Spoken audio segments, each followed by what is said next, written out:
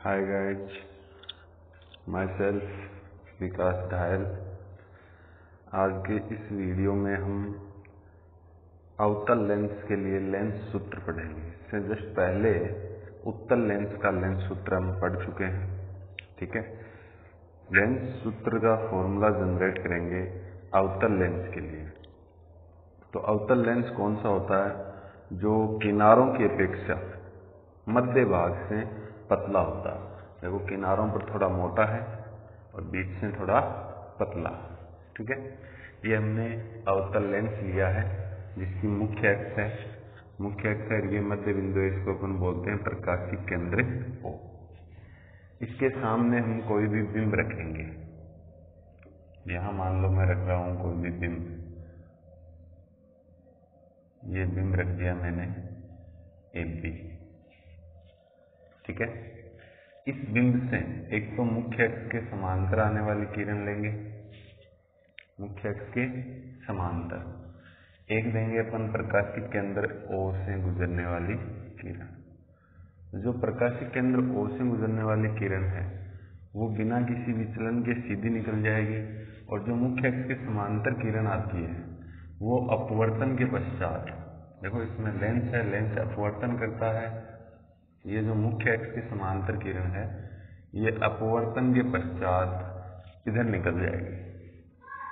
ठीक है, यानी इसको पीछे बढ़ाएंगे तो ये मुख्य फोकस से गुजरती हुई प्रतीत होगी। ये मुख्य फोकस है F।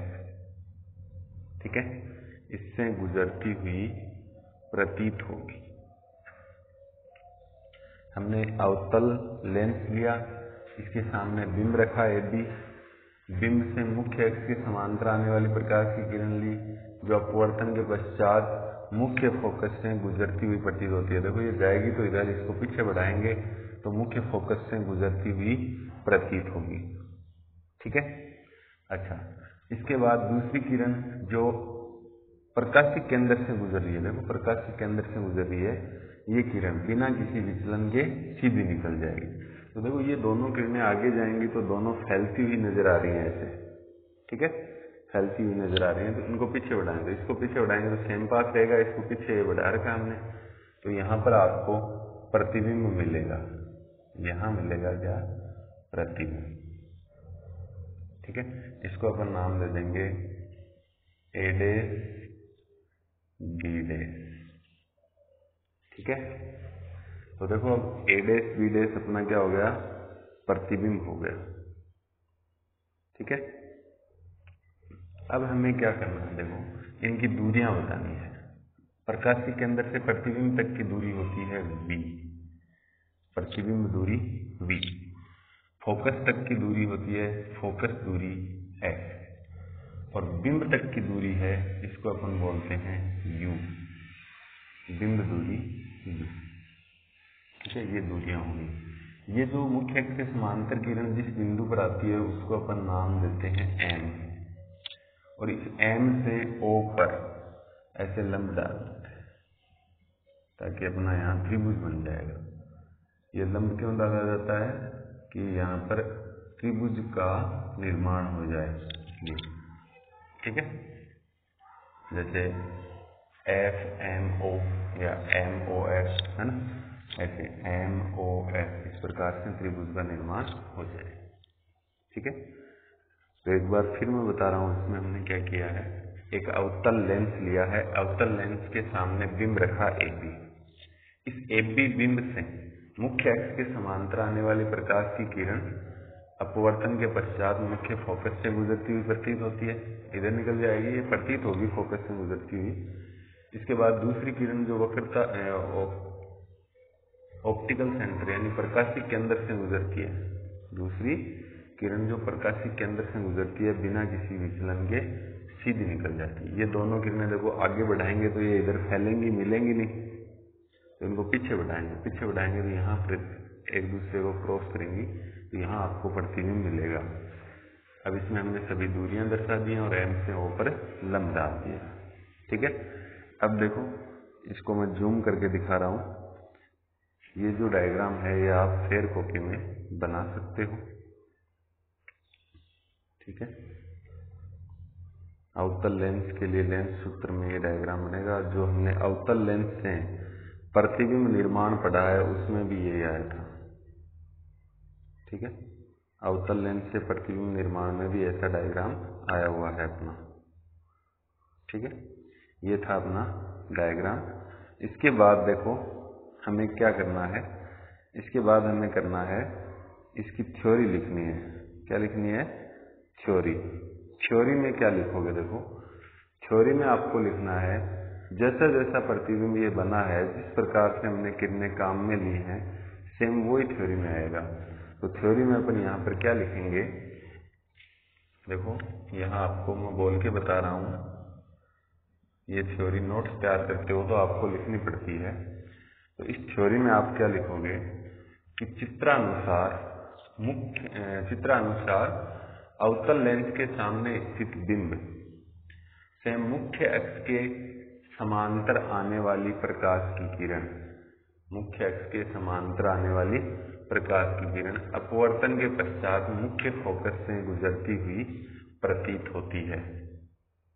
मुख्य फोकस से गुजरती हुई प्रतीत होती है तथा अन्य किरण जो प्रकाशिक केंद्र से गुजरती है, अन्य किरण जो प्रकाशिक केंद्र से गुजरती है, बिना किसी विचलन के सीधी निकल जाती है। अपवर्तन के पश्चात ये दोनों किरणें जिस बिंदु पर प्रतिच्छेद करती हैं, जिस बिंदु पर प्रतिच्छेद, देखो यहाँ कर रही हैं दोनों, ये इधर, आगे तो करेंगे नहीं, आगे बढ़ाने पर ये इधर जाएगी, ये इधर जाएगी। तो पीछे बढ़ाने पर जिस बिंदु पर प्रतिच्छेद करती हुई प्रतीत होती हैं, वहां हमें प्रतिबिंब का निर्माण होता है, वहां प्रतिबिंब का निर्माण होता है। ठीक है, ये लिखना आपको थ्योरी में। ठीक है, इसके बाद अपन डेरिवेशन स्टार्ट करते हैं। तो कौन से त्रिभुज लेंगे? देखो प्रकाशिक केंद्र से बिंब और प्रकाशिक केंद्र से प्रतिबिंब पर बनने वाला। तो देखो कैसे है, ए बी ओ और ए डैश बी डैश ओ। ठीक है, तो त्रिभुज ए बी ओ तथा त्रिभुज ए डैश बी डैश ओ में, इन दोनों में देखो ओ एंगल दोनों में आया है। ये ओ एंगल ए बी ओ त्रिभुज में भी है, तो ए डैश बी डैश ओ त्रिभुज में भी है। ये ए बी ओ त्रिभुज के अंदर ही बन रहा है, ए डैश बी डैश ओ। ठीक है, दोनों में ओ जो कोण है ये उभयनिष्ठ है। ठीक है, ये कोण कॉमन है, तो अपन लिखेंगे कोण ओ बराबर कोण ओ, ये क्या है? उभयनिष्ठ।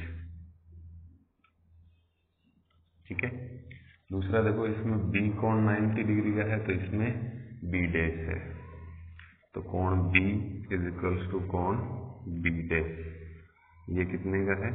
90 डिग्री का। तो दो कोण बराबर हो गए, तो तीसरा कोण ऑटोमेटिक बराबर हो जाता है। तो तीसरा कोण कौन सा बचा है? इसमें तो ए बचा है और इसमें ए डैश बचा है, तो अपन इसको ऑटोमेटिक बराबर कर देंगे, ए इज इक्वल्स टू कोण ए डैश। ठीक है, अब तीनों कोण बराबर हो गए, मतलब दोनों त्रिभुज क्या है? समरूप है, एक सा रूप है इनका। तो अपन क्या लिख देंगे? अतः त्रिभुज ए बी ओ समरूप का चिन्ह ऐसा होता है, देखो समरूप है त्रिभुज ए डैश बी डैश ओ के। अब समरूप होते ही अपन क्या करते हैं, इसमें भुजाओं का अनुपात लेते हैं। भुजाओं का अनुपात मतलब ए बी ओ त्रिभुज की ऊंचाई कितनी है? ए बी, इसकी ऊंचाई अपॉन इस त्रिभुज की ऊंचाई आ जाएगी, तो A B upon A dash B dash. ठीक है, इज इक्वल्स टू जो स्टार्टिंग का त्रिभुज है इसका आधार अपॉन इसका आधार हो जाएगा, तो इसका आधार है ओ से बी अपॉन ओ से बी डैश। बड़े वाले त्रिभुज का आधार ओ बी और छोटे वाले का ओ बी डैश, तो O B upon O B dash, इसको दे देंगे समीकरण नंबर 1। ठीक है, इन दो त्रिभुजों का इतना ही काम है। इसके आगे करेंगे, इसके आगे क्या लिखेंगे? देखो ऐसे ही दो त्रिभुज और कौन से बन रहे हैं? MOF, फोकस पर बनने वाला MOF ये त्रिभुज है, और इसी के अनुसार है A'B'F ये वाला छोटा, ठीक है, ये त्रिभुज। तो इन दोनों के लिए देखें तो देखो त्रिभुज MOF तथा त्रिभुज A'B'F में, इन दोनों में करें तो देखो इनमें F कोण वेनिस्ट है, दोनों में आएगा। MOF त्रिभुज में भी F आ रहा है, तो A'B'F में भी F कोण आ रहा है, दोनों में वेनिस्ट है। तो कोण F इज इक्वल्स टू कोण F, ये क्या है, उभयनिष्ठ, ठीक है। इसके बाद दूसरा देखो, इसमें ये O कोण है ना, MOF ये वाला कोण, ये 90 डिग्री है ना, तो इसमें कौन सा है, ये वाला कोण 90 डिग्री है, ठीक है। तो अब अपन क्या करेंगे, कोण O किसके इक्वल कर देंगे, कोण B' के, तो कोण O इज इक्वल्स टू कोण B', ये कितना है 90 डिग्री। अब दो कोण बराबर हो गए तो तीसरा कोण ऑटोमेटिक बराबर, तो इसका तो M और इसका A', तो कोण M इज इक्वल्स टू कोण A'। तीनों कोण बराबर हो गए, मतलब अपन लिख सकते हैं कि त्रिभुज, अतः त्रिभुज MOF समरूप है त्रिभुज A'B'F के। दोनों त्रिभुज क्या है, समरूप है। अब समरूप हो गए दोनों त्रिभुज, तो इनकी भुजाओं का अनुपात भी सेम रहेगा। तो फर्स्ट त्रिभुज की हाइट कितनी है, OM या MO, ठीक है, अपॉन सेकेंड की हाइट है A'B'F is equals to first का आधार MOF का आधार कितना है, OF, तो OF अपॉन छोटे वाले त्रिभुज का आधार है B'F, तो B'F। अब इसको इसकी तरह अपन सेकंड इक्वेशन दे रख सकते हैं, लेकिन इसमें MO को AB कर देंगे, AB के इक्वल करेंगे।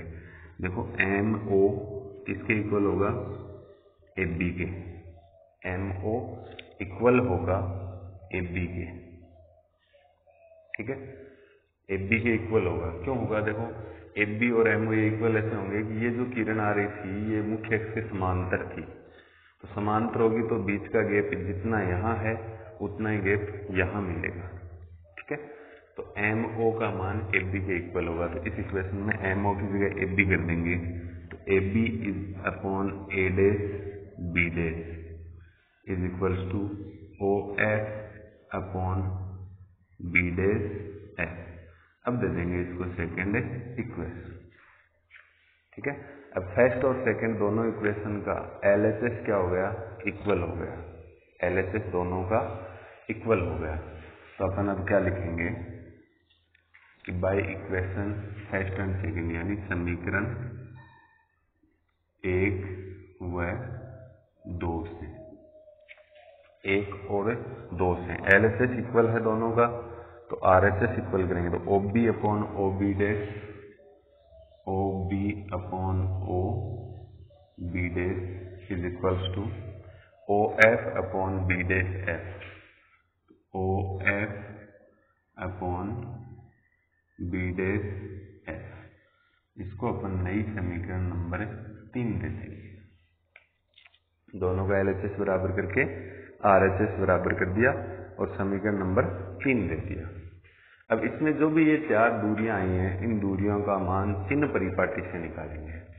तो हम लिखेंगे चिन्ह परिपाटी से, जो चिन्ह परिपाटी हमने पढ़ी थी उससे। चिन्ह परिपाटी से देखो OB का मान कितना होगा, OB' का कितना होगा, OF का कितना होगा और B'F का कितना होगा, ये चारों के चारों मान हम निकालेंगे। तो O से B, देखो B यहाँ है, O यहाँ है, तो ये O से B इन दूरी है U, ये दूरी लेंथ से पीछे है तो माइनस की होगी, तो इसको अपन लिखेंगे -U। फिर O से B डैश चाहिए, तो O से B डैश प्रतिबिंब तक की दूरी है, तो इसे अपन लिखेंगे V। ये भी पीछे है तो माइनस की, लेंस से पीछे है इसलिए माइनस की। फिर O से F तक की दूरी है फोकस दूरी स्मॉल f, ये भी पीछे है तो ये भी माइनस की आएगी।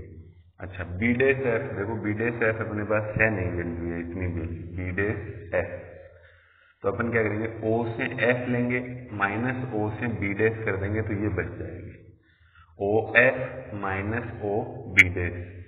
तो इसको मैं लिख रहा हूं OF minus O B dash. अब O से F कितनी है, माइनस की F, ठीक है, माइनस है O B डैश, O से B डैश कितनी है V, ये V खुद भी माइनस, तो यहाँ बीच में सिंबल किसका हो जाएगा, माइनस माइनस से प्लस का हो जाएगा, ठीक है। ये सब दूरियां अपन समीकरण 3 में रखेंगे, तो समीकरण 3 से आपको क्या मिलेगा, देखो OB की जगह OB की दूरी minus U upon OB dash की जगह minus V is equals to minus F upon minus F plus B। सब दूरियां मैंने रख दी। अब इनको क्रॉस मल्टीप्लाई करेंगे तो वज्र गुणन से क्या होगा, माइनस F प्लस B, ये तो मल्टीप्लाई होगा माइनस U से, ठीक है, माइनस U से मल्टीप्लाई कर देंगे इसको, तो माइनस U से मल्टीप्लाई किया हमने किसको, माइनस F प्लस V को, is equals to minus V से मल्टीप्लाई करेंगे माइनस F को, देखो माइनस माइनस प्लस का UF हो गया, माइनस का UV is equals to plus का UF, सॉरी VF, ठीक है। अब UVF से डिवाइड कर देंगे, UVF का भाग देने पर, UVF का अपन क्या कर देंगे, भाग दे देंगे, तो UF upon UVF minus UV upon UVF is equals to VF upon UVF।